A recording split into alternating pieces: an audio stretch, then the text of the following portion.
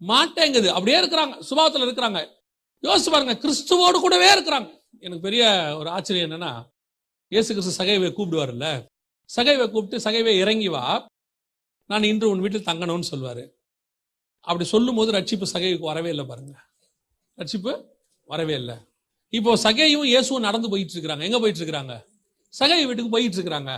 போகும்போது ரட்சிப்பு வந்துச்சுன்னு இயேசு சொல்லவே இல்லை. சொன்னாரா வா சகைவுக்கு ரட்சிப்பு வந்துச்சு சொன்னாரா? இல்ல. இயேசு கூட நடந்தாலும் என்ன வரல? ரட்சிப்பு வரல. இப்போ ஒரு இடத்துல சகைவு சொல்றாரு, நான் அநியாயமாய் வாங்கி இருப்பேனால் நாளத்தனியாய் திருப்பி தந்துடுறேன், பாதி வித்து தரித்திரருக்கு கொடுத்துறேன். இப்ப கர்த்தர் சொல்றாரு, இந்த வீட்டுக்கு ரட்சிப்பு வந்தது. ரட்சிப்பு எப்ப வருது? இயேசு பேர் சொல்லி கூப்பிட்டதுனால மட்டும் ரட்சிப்பு வரல. இயேசு கூட நடந்து போயிட்டு இருக்கனால மட்டும் ரட்சிப்பு வரல.